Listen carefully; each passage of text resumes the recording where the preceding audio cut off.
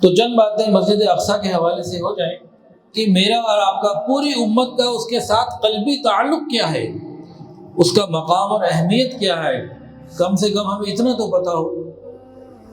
بنیاد یہ ہے، اس کے بعد ہی آگے بنتی ہے باتیں۔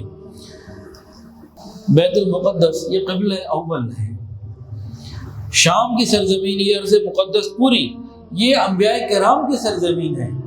حضرت ابراہیم علیہ السلام کو ہجرت کر کے یہاں بھیجا گیا، حضرت موسیٰ علیہ السلام فرعون سے نکلے تو ادھر آئے ان اپنی قوم کو لے کے، اور بھی انبیاء کرام کی بہت بڑی تعداد، یہ انبیاء کرام کی سرزمین ہے۔ یہاں اللہ نے برکت رکھی اور اس جگہ کو خود مقدس فرمایا، قرآن مجید میں اپنی کتاب مقدس میں اس کو مقدس کہا اور برکت والی جگہ کہا۔ اور حضور پاک صلی اللہ علیہ وآلہ وسلم نے یہ فرمایا، وہ 3 مساجد جن کی طرف سفر کر کے جانا حدیث کے اندر ملتا ہے، اس میں سے ایک یہ بیت المقدس بھی ہے۔ ایک حدیث کے اندر نبی علیہ السلام نے ارشاد فرمایا کہ حضرت سلیمان علیہ السلام نے 3 دعائیں مانگی تھیں، 2 تو قبول ہو گئی جس کا ذکر قرآن میں بھی ہے، اور ایک مجھے گمان ہے کہ یقیناً قبول ہو گئی ہوگی۔ اور یہ دعا کب مانگی تھی؟ بیت المقدس کی تعمیر جب مکمل ہوئی تھی تب مانگی تھی۔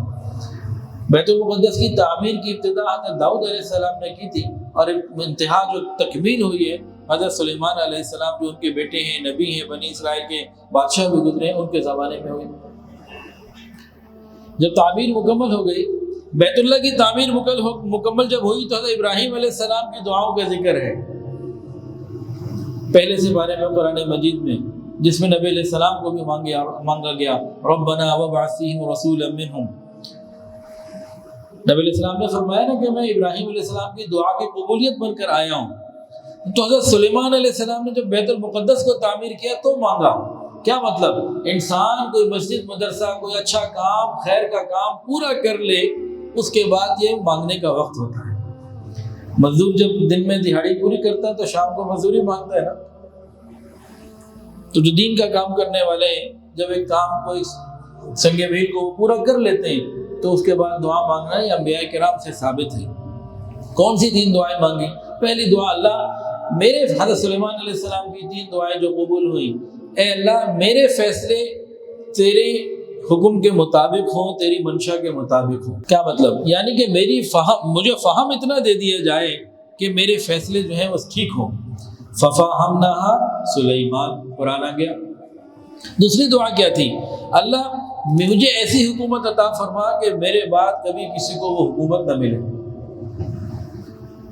ربی هب لی ملکا لا ينبغی لأحد من بعدی، ایسی حکومت بھی مانگ لی کہ کسی کو نہ ملے، وہ بھی مل گئی۔ تو نبی علیہ السلام فرماتے ہیں 2 تو قبول ہو گئی، تیسری کے بارے میں میرا گمان ہے وہ بھی قبول ہو گئی ہوگی۔ وہ کیا؟ بیت المقدس بنانے کے بعد انہوں نے دعا مانگی، یا اللہ، تیسری دعا، جو یہاں 2 رکعت نفل ادا کر لے اس کے پچھلے سارے گناہ معاف۔ جو 2 رکعت نفل یہاں ادا کر لے اس کے پچھلے سارے گناہ معاف۔ اور ہمارا تعلق بیت المقدس سے کیا ہے اس امت کا؟ یہ تو پچھلا چلا آ رہا ہے نا۔ نبی علیہ السلام نے مکہ مکرمہ میں جتنی نمازیں، اور صحابہ کرام نے مکہ المکرمہ میں ہجرت سے پہلے جتنی نمازیں پڑھی ہیں وہ بیت المقدس کی طرف رخ کر کے پڑھی۔ ہمارا قبلہ اول۔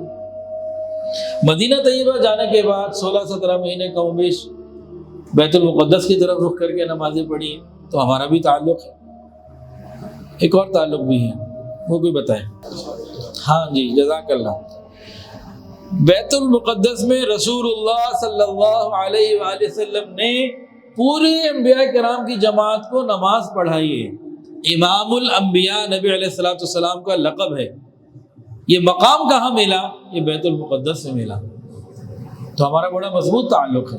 تو خیر، امت کا تعلق بیت المقدس کے ساتھ بڑا ہی قوی اور مضبوط ہے، جو ہمارا جذباتی تعلق ہے۔ اور اس زمین کے اوپر اللہ تعالیٰ کا دوسرا گھر ہے۔ سب سے پہلے بیت اللہ شریف کو بنایا گیا، اور اس کے بعد بیت المقدس کو بنایا گیا۔ مسجد اقصیٰ، اقصیٰ کہتے ہیں دور، بہت دور۔